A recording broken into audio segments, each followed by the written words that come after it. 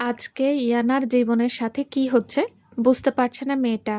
বারবার মনে হচ্ছে আজকে যে কার মুখ দেখে তার সকালটা শুরু হয়েছে কে জানে। না হলে শ্রেয়াংশ চৌধুরী তাকে ছাদে জড়িয়ে ধরে আবার তার গম্ভীর মুখ ছেলেটা এখন ফার্স্ট এড বক্স এনে কি সুন্দরভাবে বলে দিল, আমার আব্বুর পা কেটে গেছে, কাজ পড়ে আপনি একটু ব্যান্ডেজ করে দেবেন। শ্রেয়াংশ চৌধুরীর পা কেটেছে শুনে ইয়ানার মনটা খারাপ হয়ে গেল। পুরো মুখ জুড়ে অন্ধকার নেমে এলো তার। কিন্তু পরের কথাগুলো সে বড় বড় চোখ করে শ্রাবণের দিকে তাকিয়ে রইল।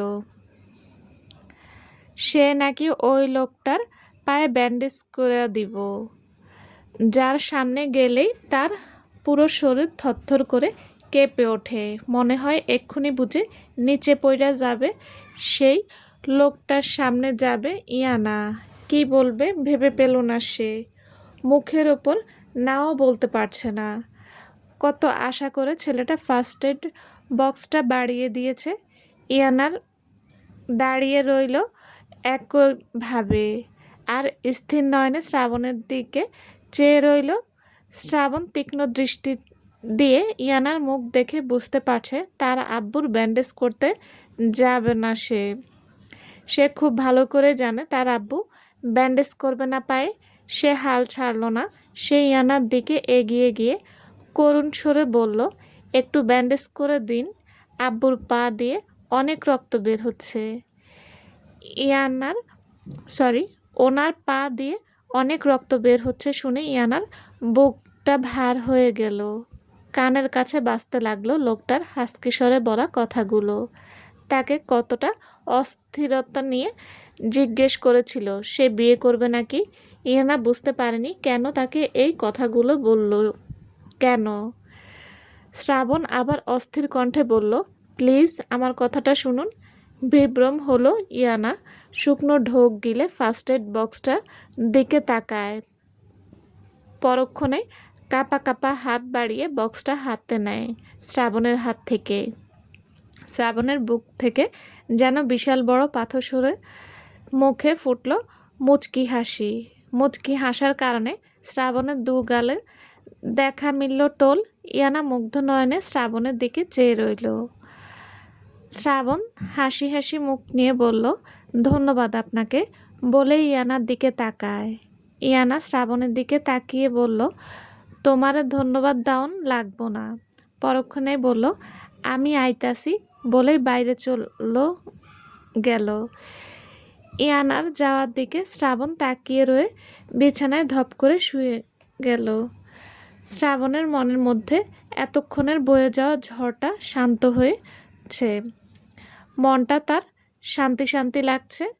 চোখ বন্ধ করে বলল, আমাকে ক্ষমা করো আব্বু, হয়তো এই কথাটা তোমাকে সামনাসামনি বলার মতো সাহস নেই আব্বু, কিন্তু আমি সারা জীবন অনুতপ্ত হব নিজের কাজে।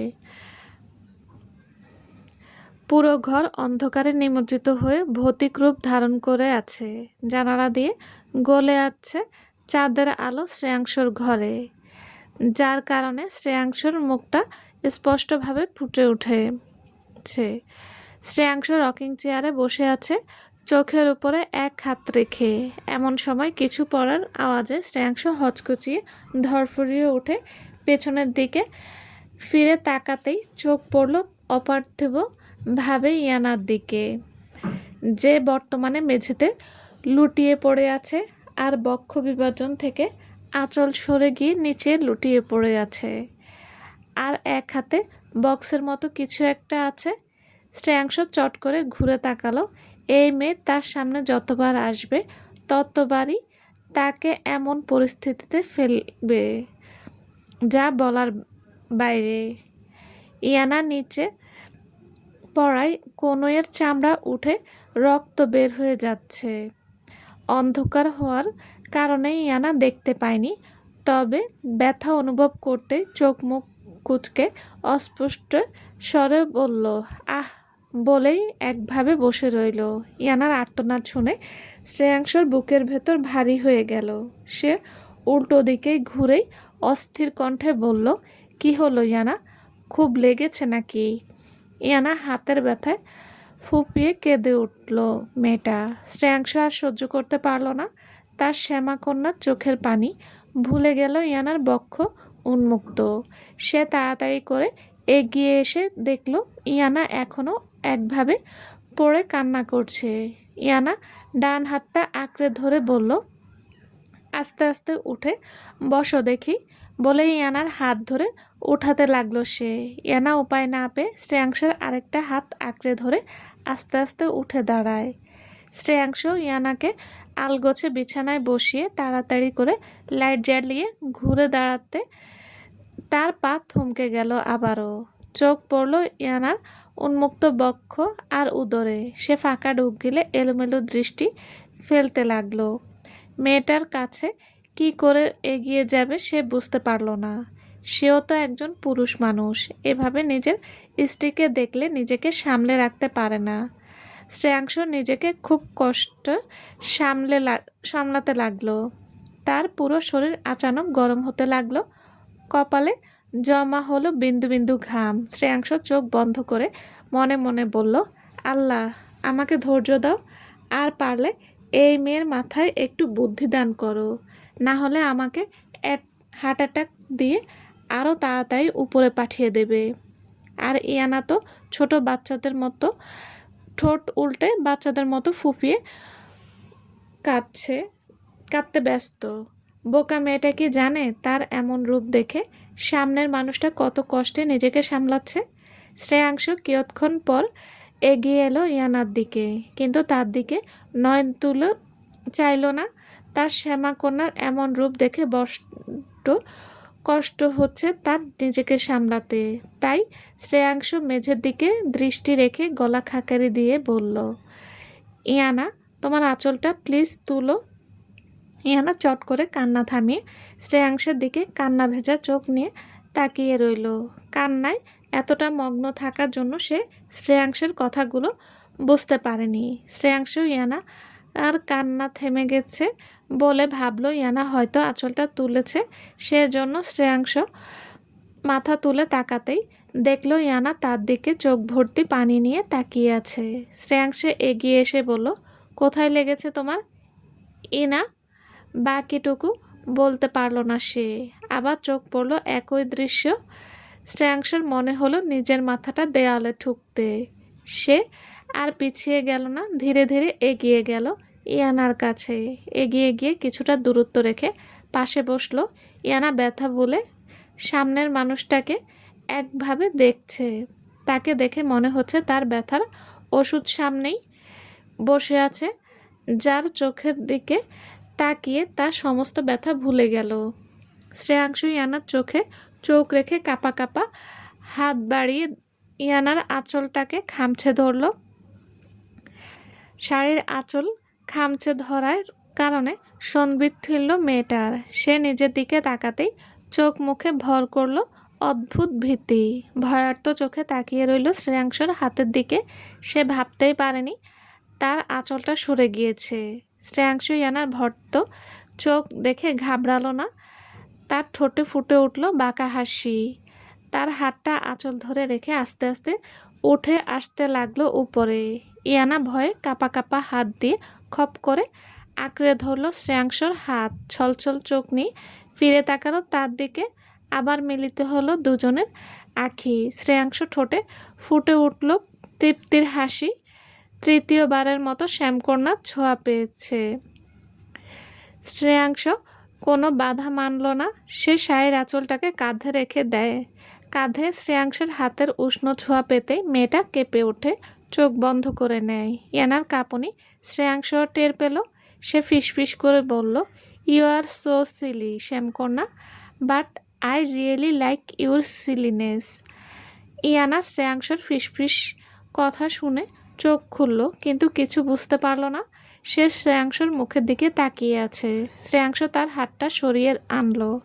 ইয়ানা ও নিজের দিকে তাকাতেই দেখলো আঁচলটা সুন্দরভাবে তাকে ঠিক করে দিয়েছে। সে তো অন্য কিছু ভেবেছিল। শ্রেয়াংশর নজর গেল ইয়ানার চামড়া উঠে যাওয়া হাতের দিকে। সে ইয়ানার হাতটা টেনে ভালো করে লক্ষ্য করে উঠে গিয়ে আলমারি খুলে ফার্স্ট এড বক্স বের করে আবার ফিরে এসে একই জায়গায় বসে স্যাভলন আর তুলা চামড়া উঠে যাওয়া জায়গায় পরিষ্কার করতে লাগলো। ফার্স্ট এড বক্সটা দেখে তার এতক্ষণে হুঁশ ফিরে আসে।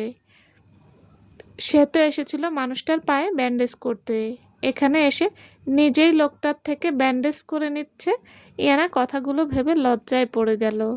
শ্রেয়াংশ ইতিমধ্যে ইয়ানার হাতটা সুন্দর করে ব্যান্ডেজ করে দিয়ে ইয়ানার উদ্দেশ্যে বলল, তুমি কি আমাকে কিছু বলতে এসেছো এখানে? বলেই ইয়ানার দিকে তাকায়। ইয়ানা মাথা নিচু করে মাথা নাড়িয়ে হ্যাঁ বোঝালো। শ্রেয়াংশ ছোট করে বলল, ও তাহলে তোমার ঘরে যাও ইয়ানা। ইয়ানা আস্তে আস্তে উঠে দরজার কাছে এগিয়ে গিয়ে নিচু হয়ে বসে গেল। শ্রেয়াংশ বুঝতে পারল না মেয়েটা কেন ওই জায়গায় গিয়ে বসে গেল। ইয়ানা ফার্স্ট এড বক্সটা নিয়ে ধীরে ধীরে এগিয়ে এলো শ্রেয়াংশের দিকে। শ্রেয়াংশ হতবিহ্বল হয়ে ইয়ানার হাতের বক্সটার দিকে তাকিয়ে আছে। সে বুঝতে পারছে না এই মেয়ে ফার্স্ট এড বক্স নিয়ে কেন তার দিকে আসছে, আর এটাই বা কেন তার ঘরে এনেছে মেয়েটা। ইয়ানা শ্রেয়াংশের সামনে দাঁড়িয়ে ইতস্তত করে বলল, আপনার পা দিন, আমি ব্যান্ডেজ করে দিই। শ্রেয়াংশ অবাকের শীর্ষ পর্যায়ে চোখ বড় বড় করে ইয়ানার দিকে তাকিয়ে আছে। তার পা কাটলো শ্রাবণের ঘরে, আর এই মেয়ে কিভাবে তা জানতে পারলো? শ্রেয়াংশর কাছে তালগোল পাকিয়ে যাচ্ছে। শ্রেয়াংশ গলা খাকারি দিয়ে বলল, তুমি কেমন করে জানলে আমার পা কেটে গেছে? ইয়ানা চট করে মাথা তুলে বলল, গম্ভীর ছেলেটা। কথাটুকু বলেই ইয়ানার চোখ বড় বড় করে নেয়। যখন বুঝতে পারলো কি বলে ফেলেছে, সে এলোমেলো দৃষ্টি ফেলে শাড়ির আঁচলটা খামছে ধরল। শ্রেয়াংশ কপালে গাঢ় ভাঁজ ফেলে বলল, মানে? ইয়ানা ঢোক গিলে প্রসঙ্গ পাল্টে বলল, আমারে পাটা দিন, ব্যান্ডেজ কইরা দিই। শ্রেয়াংশ মোবাইলের দিকে তাকিয়ে দেখলো ইঞ্জেকশন নেওয়ার সময় হয়ে গেছে, তাই আর ঘাটলো না সে। ইয়ানার দিকে তাকিয়ে বলল, আমি করে নেব, তুমি যাও। ইয়ানা বক্সটা রেখে নিঃশব্দে চলে গেল। ইয়ানার মনে নতুন প্রশ্ন জাগলো আজ। তার স্বামী যদি বিয়ে করেই থাকে, তাহলে বউকে নিয়ে এই ঘরে থাকে না কেন? কথাগুলো ভাবতে ভাবতে ইয়ানা তার ঘরে চলে গেল। শ্রেয়াংশ ইয়ানা যাওয়ার দিকে তাকিয়ে প্রিয়তাকে মেসেজে দিয়ে বিছানায় শুয়ে পড়ল।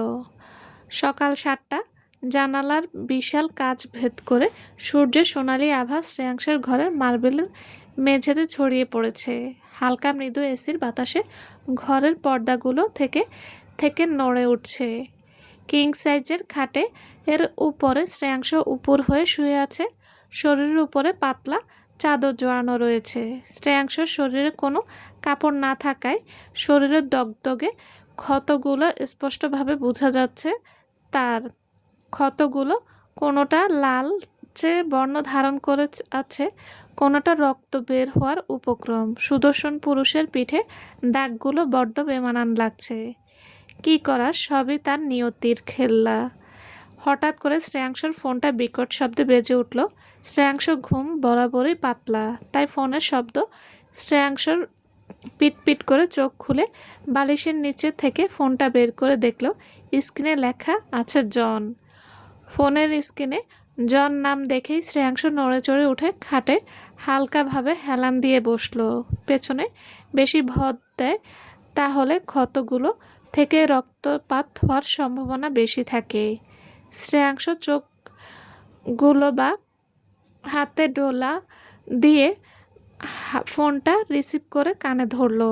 ওপাশ থেকে জন বলল, হ্যালো পাপা। শ্রেয়াংশ হামি তুলে স্বাভাবিক কণ্ঠে বলল, বলো। জন ওপাশ থেকে বলল, how are you papa? Shreyansh বলল, আই এম ফাইন আব্বু। কিয়ৎক্ষণ থেমে আবারও বলল, রিপোর্টগুলো বের হয়েছে কি? রিপোর্টের কথা শোনার পর জন কিয়ৎক্ষণ থেমে গেল। শ্রেয়াংশর কথার উত্তর দিল না। এদিকে শ্রেয়াংশ উদ্বেগ নিয়ে বসে আছে। যদি একটু আশা থাকে তাহলে সংসারটা নতুন রূপে সাজানো যাবে। আপন করে নেবে তার শ্যামকন্যাকে, সকল প্রকার বাধা বিপত্তি থেকে ওই মেয়েটাকে রক্ষা করবে। কিছুক্ষণ নিস্তব্ধতা ভেঙে জন বলল, আমি হোয়াটসঅ্যাপে পিক দিয়েছি, তুমি চেক দাও। কথাটুকু বলে জন তাড়াতাড়ি করে ফোন কেটে দেয়। জনের বয়স বর্তমানে 15 বছর। শ্রেয়াংশ তাকে আমেরিকার নিউ ইয়র্ক শহরে শিশুকালে কুড়িয়ে পায় ডাস্টবিনে। শ্রেয়াংশ তখন কোম্পানির জন্য একটা বড় ডিল করতে আমেরিকার নিউ ইয়র্ক শহরে যায়। সে সময় শ্রেয়াংশ বিয়ে হয়নি। শ্রেয়াংশ আমেরিকা যাতায়াত করতে করতে ওই দেশের নাগরিকত্ব লাভ করে। ওই নাগরিকত্বের জন্যই শ্রেয়াংশ জনকে দত্তক নেয়, কিন্তু ওই দেশে দেশে আনেনি। এখনও লোক রাখা আছে জনকে দেখাশোনা করার জন্য। শ্রেয়াংশ ভেবে রেখেছে 16 হলেই তাকে বাংলাদেশে নিয়ে আসবে। জন শ্রেয়াংশকে পাপা বলে ডাকে। শ্রেয়াংশ ওর খুব সুন্দর একটা নাম দিয়েছে, শাহরিয়া চৌধুরী। এই নাম নিয়ে জনকে অনেকেই বুলি করতে লাগে, তাই সে নিজের নাম পাল্টে জনসন হয়ে বসে আছে। শ্রেয়াংশ তাকে কিছু বলেনি এই ব্যাপারে। জন যখন শ্রেয়াংশর অসুখের ব্যাপারে জানতে পারে তখন বয়স ছিল 9 কি 10 হবে। ছেলেটা তার পাপার অসুখের কথা শোনা মাত্রই হার্ট অ্যাটাক করে অতটুকু বয়সে। শ্রেয়া আর শ্রাবণকে শামীমা বেগমের কাছে রেখে জনকে রাত দিন সেবা করে সুস্থ করে তুলে। ওদিকে জন সারা রাত শ্রেয়াংশের বুকে ঢুকে কান্না করত। জনের এইসব কিছু ওই জানতে পারার কথা ছিল না, কিন্তু নিয়তি হয়তো এমনটাই লেখা ছিল। শ্রেয়াংশ যার কাছে চিকিৎসা নেয় সে ছিল জনের বন্ধু আলভারেজের পাপা। আলভারেজ ওর পাপার সাথে দেখা করতে গিয়ে শ্রেয়াংশের বিষয় জানতে পারে। এসেই জনকে বলে দেয়। জন বিশ্বাস করতে না চাইলে আলভারেজ তাকে ভিডিও দেখায়। ছেলে সেখানেই অজ্ঞান হয়ে হার্ট অ্যাটাক করে। শ্রেয়াংশের মুখে ফুটে উঠল ব্যথাতুর হাসি, কপালে জমল বিন্দু বিন্দু ঘাম, নিঃশ্বাস ভারী এলো, বুকের ভেতর উঠল অদৃশ্য ঝড়। সে বুঝতে পারছে জন কেন তাকে রিপোর্টের কথাগুলো বলল না। হয়তো হাতে আর কয়েকটা দিন আছে তার। শ্রেয়াংশ সহসা চোখ বন্ধ করতেই চোখের সামনে শ্রেয়া আর শ্রাবণে জনের মুখটা ভেসে উঠল। পরক্ষণে ভেসে উঠল শ্যামকন্যার বোকা বোকা কাণ্ডগুলো। শ্রেয়াংশ বিড়বিড় করে বলল, আল্লাহকে বলো শ্যামকন্যা, পরের বার আমাকে যেন একান্ত তোমার করে সৃষ্টি করে, যেখানে আমার অসুস্থতা বাধা হয়ে দাঁড়াবে না। আমরা দুজন গড়ে তুলব ছোট সংসার। সেই সংসারে শ্রেয়া, শ্রাবণ, শাহরিয়া, আমি, আমার শ্যামকন্যা থাকব। এইবার না পেলাম আক্ষেপ নেই, কিন্তু পরের বার আমি তোমার দাবি ছাড়ব না। কথাগুলো বলতে বলতে শ্রেয়াংশের চোখের পানি গড়িয়ে পড়ল। শ্রেয়াংশ আলগোছে চোখটা মুছে হোয়াটসঅ্যাপে খুলল কাঁপা কাঁপা আঙ্গুলে। হোয়াটসঅ্যাপ খুলতেই সামনে দৃশ্যমান রিপোর্ট, যেখানে স্পষ্ট লেখা আছে খুব জোর 2 মাস তার হাতে সময় আছে, আর এই 2 মাসে কিছু একটা হয়ে যেতে পারে। শ্রেয়াংশ ফোনটার দিকে স্থির দৃষ্টিতে তাকিয়ে থাকার কাউকে কল দিয়ে বলল, দেখা কর আমার সাথে, বলেই ফোনটা কেটে আবার উপুর হয়ে শুয়ে পড়ল শ্রেয়াংশ। সকাল 9টা। ইয়ানা সবাইকে খাবার দিয়ে চলে গেল শামীমা বেগমের ঘরের দিকে। একটু আগেই মাইমুনা বেগম বলল তাকে নাকি উপরে ডেকেছে কিছু বলার জন্য। ইয়ানা শাড়ির আঁচল দিয়ে হাত মুছতে মুছতে সিঁড়ির উপরে দিয়ে উঠছে। তার উল্টো দিক দিয়ে আসছে শ্রেয়াংশ শার্টের হাতা ঠিক করতে করতে। ইয়ানা সামনে এগিয়ে যেতেই শ্রেয়াংশর বুকের সাথে ধাক্কা খেয়ে পড়ে যেতে নিলেই শ্রেয়াংশ ইয়ানার কোমর আঁকড়ে ধরে উপরে টেনে দাঁড়িয়ে পড়ল। ইয়ানার বুকের ভেতরে ধুকপুকানিটা জোরে জোরে বিট করছে। সে শুকনো ঢোক গিলে শ্রেয়াংশর দিকে তাকায়। শ্রেয়াংশ মুখাবয়ব স্থির ও সাবলীল। সে এক ঝটকায় ইয়ানাকে ছেড়ে নিচে নেমে গেল শার্টের হাতটা ঠিক করতে করতে।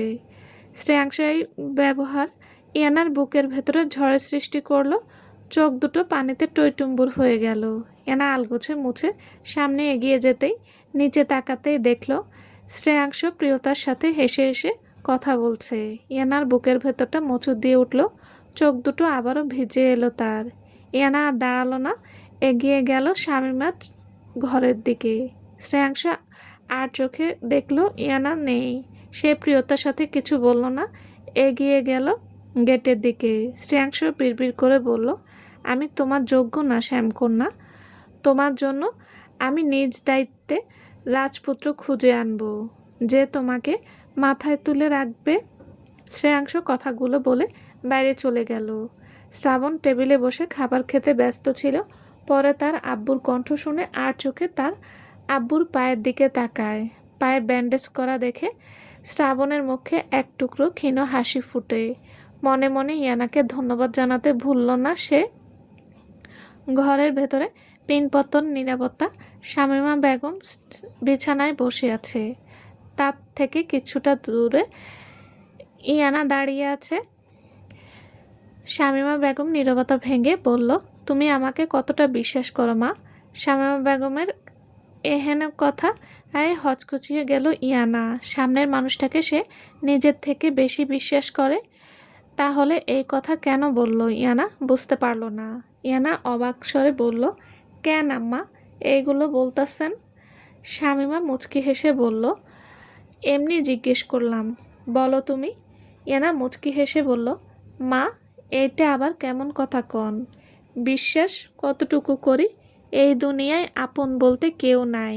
বাপের বাড়ি থেকে কত কষ্ট কত ভয় সাথে করে এই বাড়িতে আইছিলাম, কিন্তু আপনার আসলের ছায়াতলে আইসা আমার মনে হয়েছে আমি আরেকটা মা পাইছি।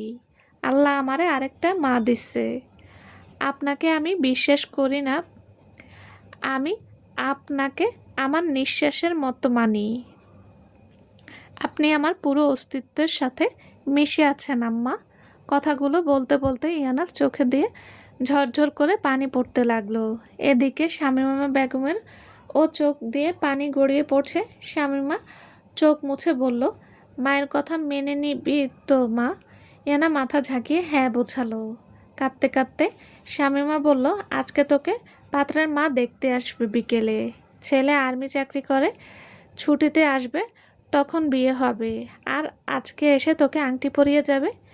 কথাগুলো শুনে ইয়ানার মনে হলো তার বুকে কেউ পাথর চাপা রেখেছে। গলা শুকিয়ে কাঠ হয়ে গেল। হাঁসফাঁস করতে লাগলো মেয়েটা। ইয়ানার মনে হলো তার ভালোবাসার মানুষটা তার কাছ থেকে আস্তে আস্তে দূরে সরিয়ে হারিয়ে গেল অন্ধকারে। দু চোখ ছাপিয়ে পানির ধারা বইতে লাগলো। ইয়ানা মনে মনে ভাবলো, তারা ছাড়া আমি কিভাবে অন্যের ঘরে যাবো? সে আমারে রাইখা আরেকটা বিয়ে করলেও আমি তারে ছাড়া অন্য কাউরে স্বামী মানতে পারুম না। আল্লাহ, তুমি আমার মরণ দাও এই দিন দেখার আগে। শামীমা এর মধ্যে একটা লাল শাড়ি এনে ইয়ানার আর শরীরে ফেলে বলল, আজকে এটা পরে তাদের সামনে যাবি। বলেই মুচকি হেসে মনে মনে বলল, আমাকে ক্ষমা করে দিস মা। সারা জীবন সুখে থাকার জন্য এতটুকু কষ্ট কিছুই না। একদিন আল্লাহ তোকে দু হাত ভরে সুখ দান করবে, রানী হয়ে থাকবি সবার চোখে। কথাগুলো মনে মনে বলে শামীমা ইয়ানাকে জড়িয়ে ধরল। চলবে। আসসালামু আলাইকুম। গল্পটি কেমন লেগেছে প্লিজ জানাবেন। আর হ্যাঁ, অবশ্যই লাইক কমেন্ট করবেন। আর যারা এখনও আমার চ্যানেলটি সাবস্ক্রাইব করেনি তাদের বলছি প্লিজ চ্যানেলটি সাবস্ক্রাইব করে পাশে থাকুন। সবাই ভালো থাকবেন। আল্লাহ হাফেজ।